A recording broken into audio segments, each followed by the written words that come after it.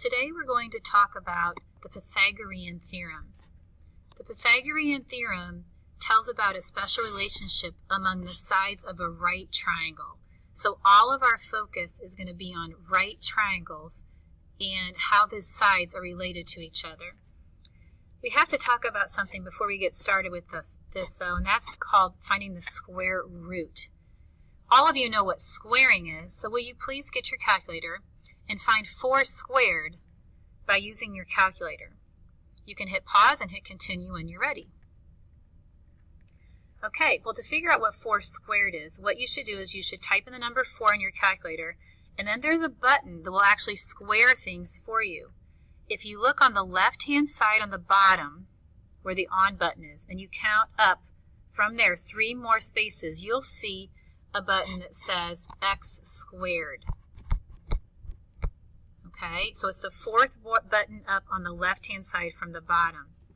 Right above that is this symbol right here called square root. So that's the button we're looking for. So to find 4 squared, you hit 4 and you hit this button right here that says x squared, and you should get 16. Why don't you try that with another one? Find for me 3 squared. So you hit 3, you hit the x squared button that I have here in red, and you should get 9.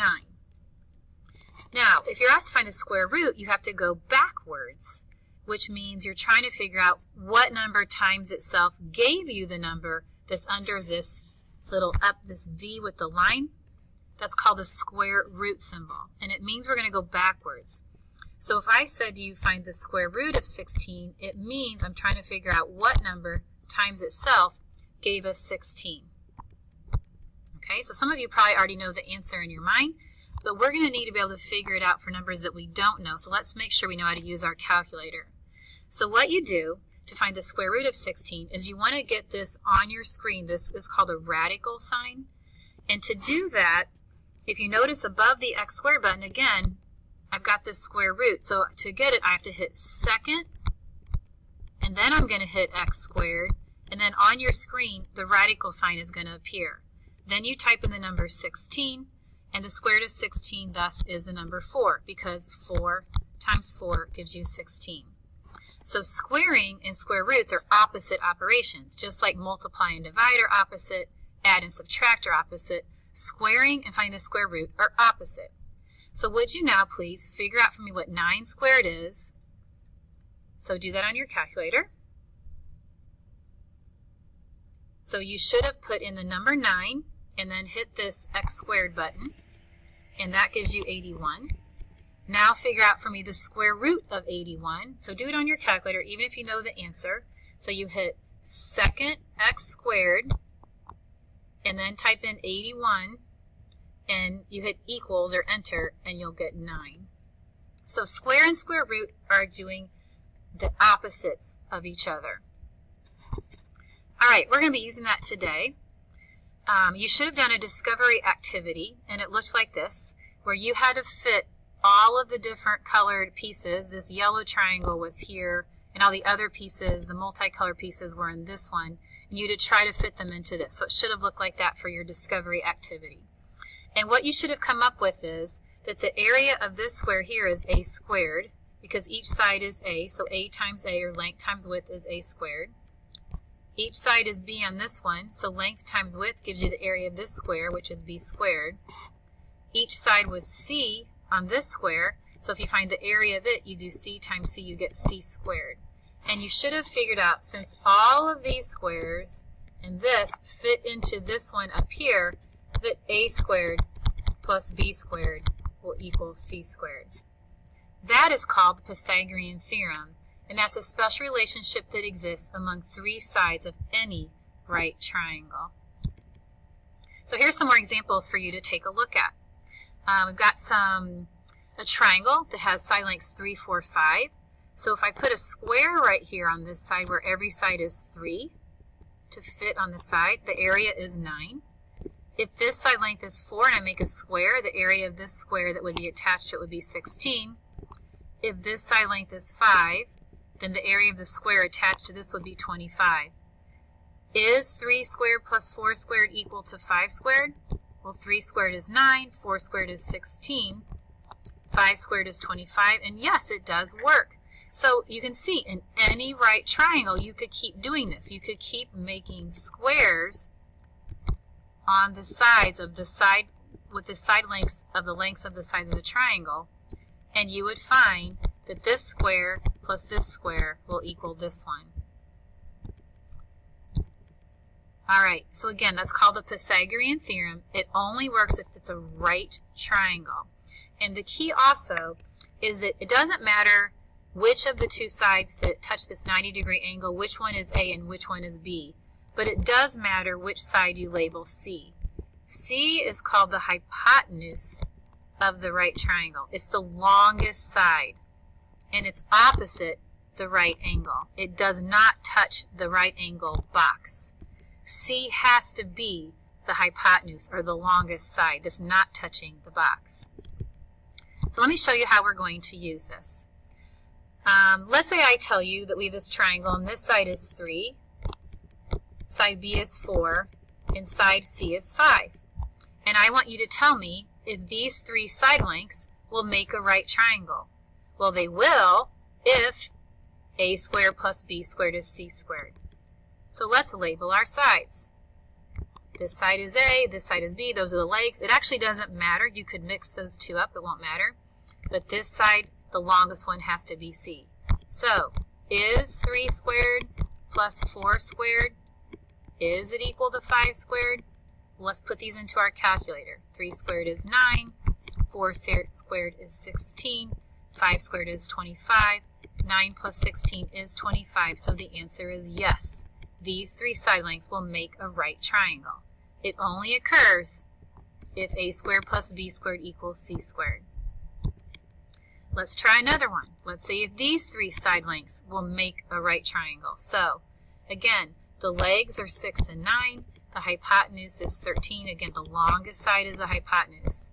So you'll see, is 6 squared plus 9 squared equal to 13 squared? Go ahead and hit pause and hit continue when you're ready. Alright, the answer you should have gotten is no. 6 squared is 36. 9 squared is 81. If you add 36 and 81, you get 117. That is not equal to 169. So since A squared plus B squared did not equal C squared, this is not a right triangle. These 3 side lengths would never be able to make a right triangle. Alright, here's the main part of how we're going to use Pythagorean Theorem. We're going to use it to find a missing side in a right triangle. So what I'm going to do is I'm going to look at this triangle that's given here. You can turn to page 26 in your packet now. And I'm going to apply the Pythagorean Theorem to find a missing side. So the first thing I want to make sure I do is label my sides A, B, and C. So C has to be on the hypotenuse, and it already is, on this longest side that is directly across from the right angle. I can label the other 2 sides A and B, and again, it doesn't matter which one you call A or B. Those can be interchanged. So my formula is A squared plus B squared equals C squared. So let's put the numbers into the formula. So I have 4 squared plus 8 squared equals C squared. Let's do some simplifying. 4 squared is 16, 8 squared is 64. So I add those up. 16 plus 64 equals 80. So C squared equals 80. But I don't want to know what C squared is. I want to know what C actually is. So at this point in time, what I want to do is go backwards. I need to figure out what is the square root of 80. What number times itself gives me 80? This is where we need our calculator, because that isn't a number that we know. So I need you to put the square root button into your calculator by hitting second and the x squared, which is the 4th one up on the left-hand side. Then type in 80. So you hit 80 and hit the enter button. And when you find the square root of 80, it doesn't come out even, and we're always going to round to the nearest tenth for our class. So it is approximately about 8.9. And that should make sense because we know the square root of 81 is 9. We had that on one of our first slides here today. So since 80 is close to 81, it should be close to 9. So the square root of 80 is about 8.9. So that's how we can apply the Pythagorean theorem to find a missing hypotenuse, which is side C. Let's try another one. Let's see if you can do this one on your own. Set it up. Use your formula a squared plus b squared equals c squared. Put the numbers in and let's see if you can figure out side C. Hit play when you're ready to continue and check your answer. Okay, this is what you should have done on the bottom right hand corner of page 26. You should have labeled your sides A and B, and again those can be switched. If you switched them, that's okay. And when you set up your equation, you have 24 squared plus 10 squared equals c squared. So I figured out what 24 squared was and 10 squared. I added them, so I get c squared is 576.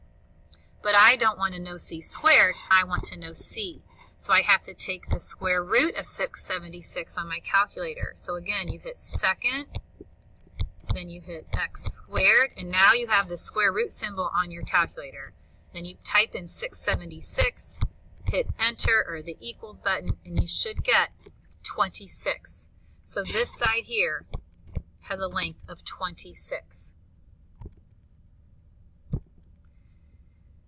All right, if you'd like to turn now to page 27, and please do this problem right here now that you've seen a couple, and let's see how you can do with this particular problem. Again, we're still just finding the hypotenuse or side C. Hit play when you've got it all set up and written down and you're ready to check your answer. Okay, this is the work you should have. You should have put the numbers into the formula a squared plus b squared equals c squared. I went ahead and called the side 14a and the side 8 by b. I square them, I add them up, I get c squared is 260. So to figure out what side C is, I've got to go backwards and take the square root of 260 on my calculator, which is about 16.1. Okay, now, will you please look at this problem? And this one's a little bit different. Here's my right angle. This time, if I go to label my sides, I don't know side A. This could be side B. Here is my side C. This time I know side C, and I'm missing one of the legs. This one is not in your notes, so just follow along. If you want to take some notes in your composition book, you can. So again, let's just use our formula.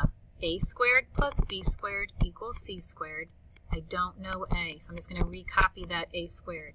My b squared is 12 squared. My c squared is 15 squared. Simplifying this, I get a squared plus 12 squared is 144, 15 squared is 225. Now let's stop and think, how would I solve that? I want to get the a squared all alone. We use our same algebra skills we've been learning. We subtract 144 from both sides to get the a squared all by itself. Slash those out, they're gone. Now what I'm going to do is I'm going to take 225 minus 144, and I get a squared equals 81. Well, I don't want a squared, I want a. So now I've got to take the square root of 81. And so the answer, that missing leg, side A, is 9.